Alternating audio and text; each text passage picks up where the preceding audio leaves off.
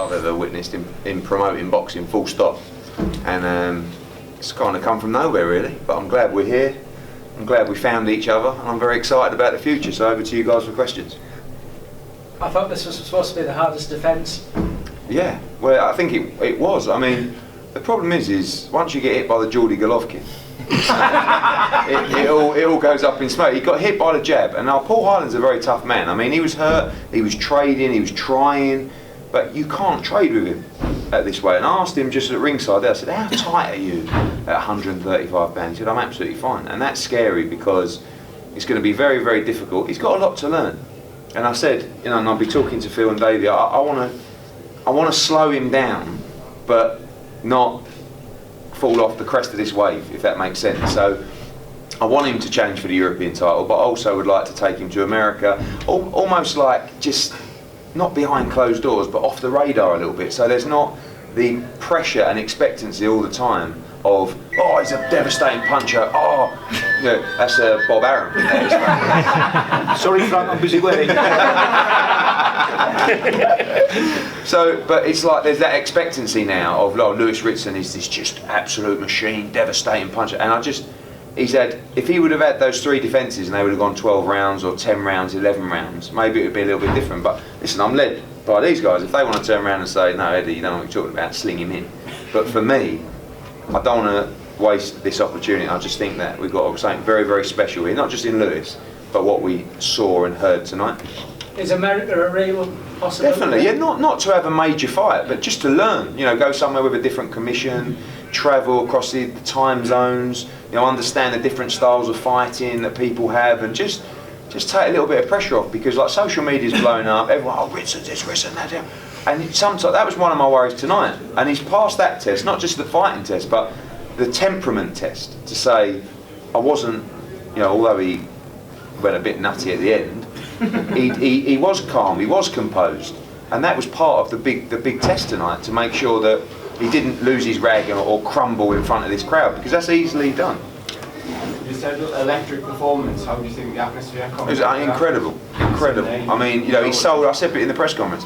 Probably only Anthony Croller I've seen. I mean, Josh Warrington's up there. I'm talking about personal ticket sellers. You know, guys who, and I don't think he even knew that he'd sell that amount of tickets. I mean, they started off. They ordered 600 tickets, and like every time the phone went in the office, everyone was like, "But that's Phil Jeffries." You know, and it would be like another 200 tickets, another 200 tickets, another 200 tickets. And what you saw tonight was just the tip of the iceberg. But I don't want him to feel the pressure of having to be in major fights all the time to feel this, because he could fill this arena now on his own. So it's just a case of let's not go crazy.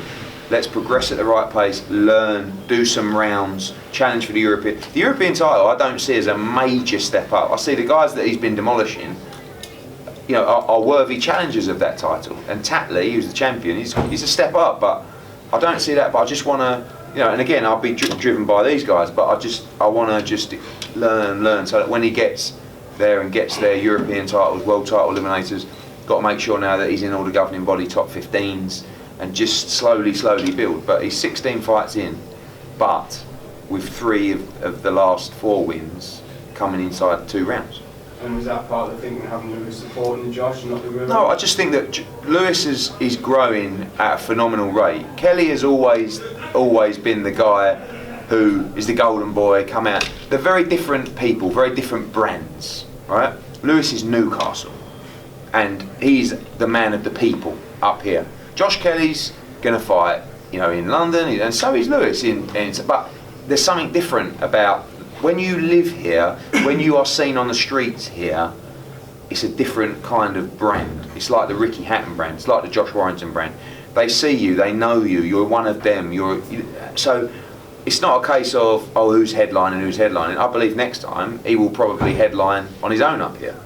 But it doesn't, luckily, he's not like this guy who's like, oh, whoa, you know, what's going on now? And they really keep a cool head and understanding. But you know, he's going like this, so you know, I believe he should be headlining in Newcastle. And again, you know, I say about St James Park, that is where we want to be. I'm not here to see him win British titles or Commonwealth titles or European titles.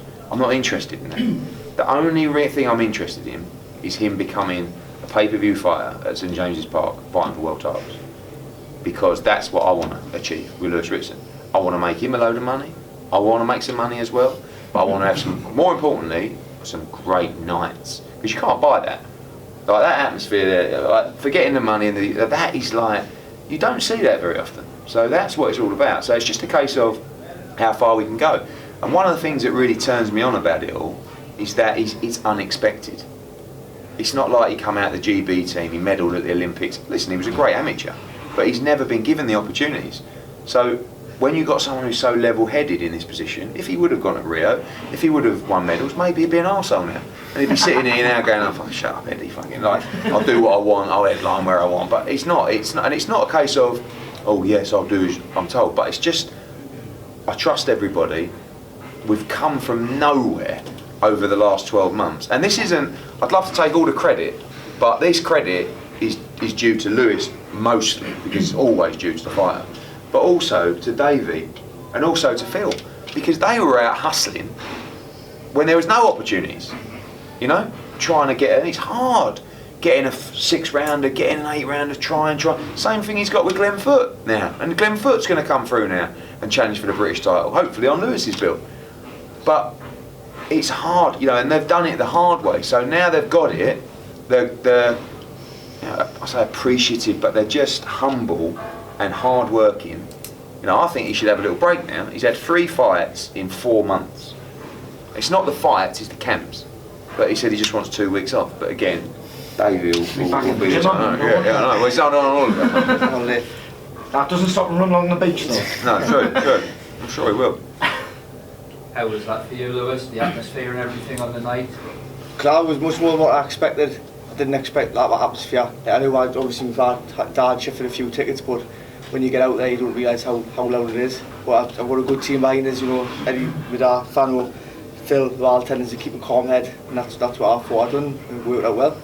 How difficult was it to keep your head calm in that kind of scenario with that kind of noise? No, well, you know, I had been told a lot about it beforehand, so you know, I also went in there knowing that I had to keep it. If I went in there, went all guns blazing, then you know, I know I did, but I had Highland hurt when I done that. If I went in there from the opening bell, Highland could have caught me. So I'm not stupid that way. I know I had to keep a cool head, and when I hurt him, just jump on him. Eddie's mentioned St James's Park as well down the line. How amazing would that be for you? Oh, it'd be good, but you know, that's a long way away. That, man, that's a dream. That, but we need a lot of luck in this game, the right fights, and you know, we keep winning, keep doing what we're doing. There's no reason why we can't get there, but it'll be a long way away from now. Lewis, I probably know the answer to this question already. Can you just say you're not